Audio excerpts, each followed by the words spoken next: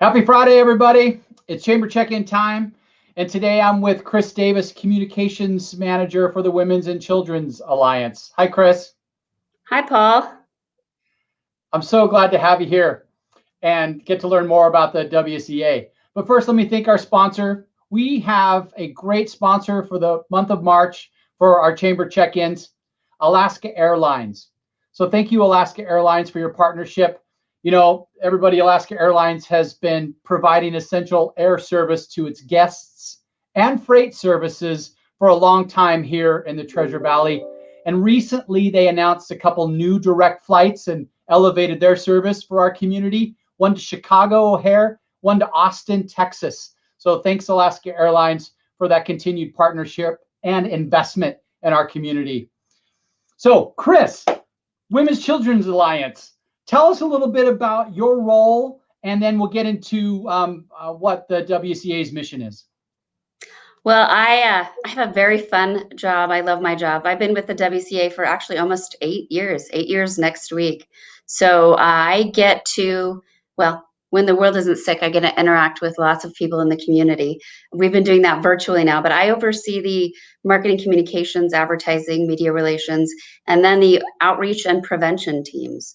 So we talk to a lot of people, we educate, we engage, we work to spread the word about the fantastic services of the WCA and let people know we're here.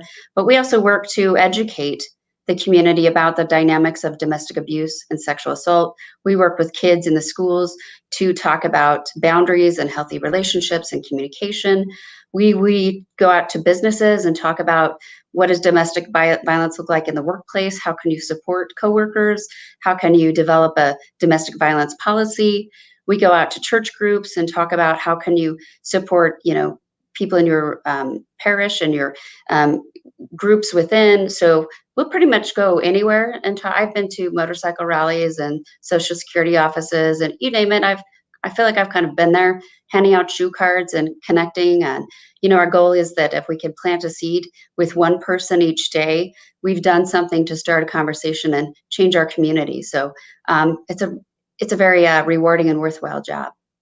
That's awesome. And as communications manager, I'm sure you've had to shift your sails on how to reach people, because you and I were just talking before we went live. The first time I think I met you, Chris, was at when the chamber used to do these morning coffee meetings. I think we called them Metro Connections, and we were at Dan Reading's place at In the Bag. Yep. And the host would always bring in a nonprofit that they supported to educate the folks who came to network. And we're not doing those gatherings anymore. So this is a great platform to be able to, like you said, educate the people on some of your programs. How long has the WCA been around, and why did it get its start? I am so glad you asked that question because we hit 110 years last year. So we're going on 111 years strong. Yeah. We started out in the Boise community as a YWCA. So we were a national, and it wasn't until the 1990s that we actually disaffiliated and just became the WCA.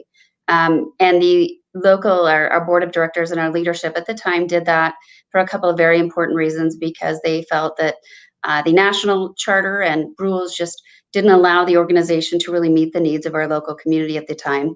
And at that time, they had switched gears nationally to support survivors of domestic violence and sexual assault. But the roots of the organization, the national Y, really was always about providing safe spaces for women. So women who were working, women who were not living with their families, women who were coming to later on the 50s and the 60s, going to business school, women who needed to gather safely. So community organizations, jazzercises, balls, cotillions, you name it. The building we're in now at Washington and State has a very, very rich history. We have a history book that was developed at our 100-year anniversary that's so incredibly interesting. If you're a history buff, it's got really great all black and white pictures from the Historical Society, just a very rich history. But yeah, back in the 80s, the YWCA nationally started focusing on providing services for victims of domestic violence and sexual assault, because that was a big need. And it still is a very big need. And that's our mission now, is safety, healing, and freedom from domestic domestic abuse and sexual assault. So I was at a ribbon cutting a while back, and there was a case management and the WCA all in one building. Is that still something that you guys are involved with? I think it's called Voices, right down on. Is that? All right, Faces. Are you talking Faces of Hope Victims? Yeah. So that's a kind of a family justice center model. It was started as a family justice center, and we are not actually embedded in that building anymore, but we were for many years. There's a family justice center in Nampa as well.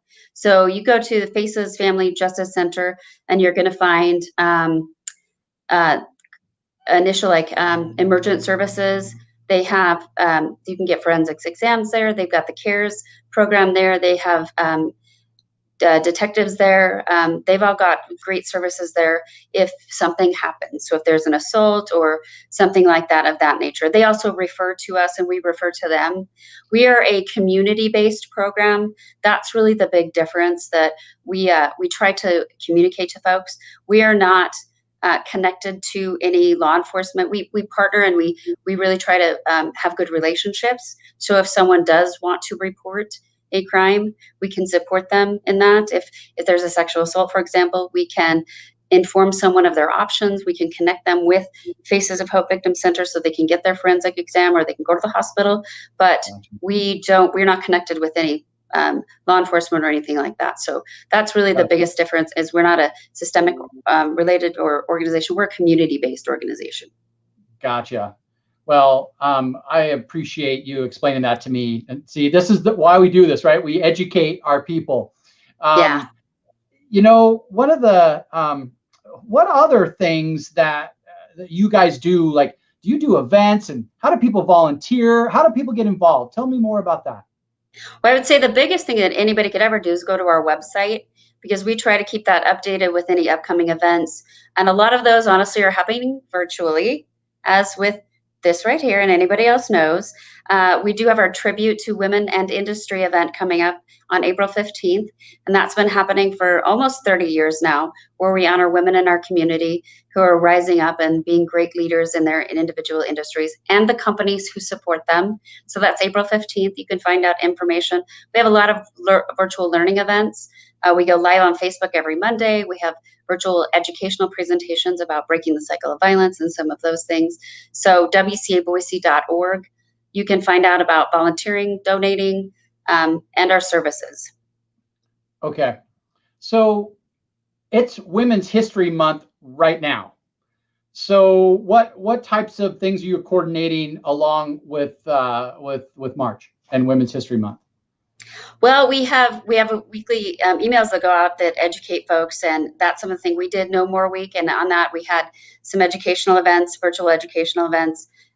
Unfortunately, we can't go out and do a lot of the things that we like to do or want to do. Normally, we'd be out actually tabling in coffee shops and having educational events. We'd like to partner with Boise State and CWI and some of the great organizations on campus. So we had some folks doing some stuff with us. So we're doing the best we can to partner with them virtually.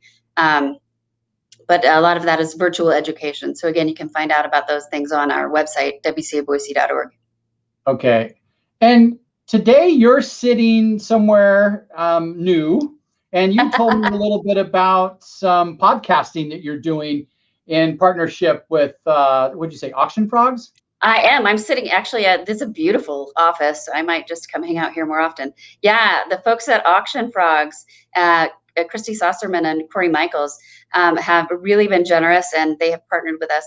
We launched our prevention podcast, our Prevention Perspective podcast, which is focused on prevention work in February, which is Teen Dating Violence Awareness Month. You can find out information on our website about that and all of the places you might find your podcasts. So check it out.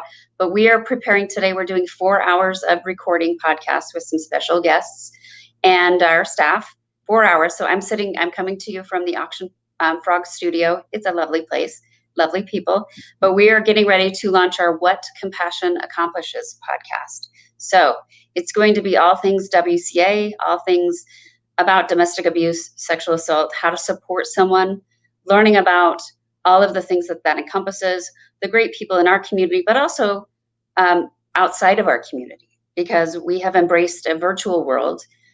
We know that people have downloaded episodes of our prevention podcast from Asia and Europe. Yeah. So we are looking at how can we reach people, how we can we stay connected, how can we educate, and how can we work to break the cycle. So this is what we've been doing, as has most people, right? How do we engage people? How do we continue to connect? But most importantly, how do we work to make our community a better place? And that starts with us. It starts with each one of us. The change starts now, and it's got to. So we have to start having conversations. And so that's what we're going to be talking about, is how do we do that? What are the important things that we need to talk about? How do you have those conversations? How do you have a conversation if you're worried about someone and you've been in the middle of a pandemic for a year? Right. You know, while you said that, I'm just thinking, you know, we've heard a lot about, you know, kids being home from school and domestic violence, you know, being elevated because is that real? Is that happening? Absolutely. Absolutely. We've seen over an 80% in 2020, we had over an 80% increase in calls related to domestic violence to our hotline. So this is here locally. In 2019, we had 4 emergency intakes into our shelter. We had 19 in 2020, and we have already had 5 this year. So those are emergency intakes into our domestic violence shelter, where the risk of lethality is so high, so great, somebody had to get out that fast. So if that tells you anything, it tells you somebody's in an unhealthy situation, somebody's in an abusive situation, and it escalates. You know, they're in a pressure cooker situation. We have seen that. We have seen that increase. And with kids being home and kids being, people are isolated. They're isolated from people who can watch out for them. Adults are isolated from, you know, some people have not been into the workplace for a year. And if there's job losses, they're not going to the gym, they're not going to church, they're not seeing their friends. They don't have access to their support groups or their resources. And it is a perfect situation for an abuser, because abuse is about power and control. That's what it's about. I'm so glad that there's an organization like the WCA that is a resource and an environment that's healthy and supportive and has people like you, Chris, that are a part of the organization. So, you know, as we get to closing our conversation, I wanted to thank you and your entire team for being a part of this community, for investing in the chamber. I don't know if you know this, but you guys have been chamber members since 1985. Wow. And so that means a lot to us. You know, it's so important that we have these great causes that benefit our community, you know, just like the WCA. Well, thank you, Paul. We appreciate it. We think we live in a great community, and it's a beautiful place to live and raise our families, but we know that this is an issue. So it does take all of us. And if each one of us, you know, looks out for one another, and if you're worried about somebody, if you say something, if you see something, and if you just start these conversations, because we know that we can make a difference. I always remember, count to 10, right? If you're angry, count to 10, let the time go by a little bit, take a deep breath, you know, and that makes a huge difference. You know what? It does. But Paul, I want to tell you one myth is that domestic abuse is not about anger management. It's not about alcohol or drug abuse. It's about power and control. And it's somebody making a choice. It is somebody. Now, yes, somebody can have a bad temper and they can learn to control that. But at the end of the day, it's about somebody making a choice because they want to control someone else. Wow. Wow. I'm so glad we had an opportunity to talk today, Chris. Thank you so much. I appreciate it. You're welcome. And for the audience, hey, this is our last check-in for the month of March, and because of spring break next week. But when we come back in April, we've got some great folks we get to check in with, and businesses in our community. And I can't wait to announce our new sponsor starting in April. So until then, Chris, have a great week and a great weekend. And I'll look forward to the next time that we can see each other in person. And have some coffee, yeah. That's right. Thank you.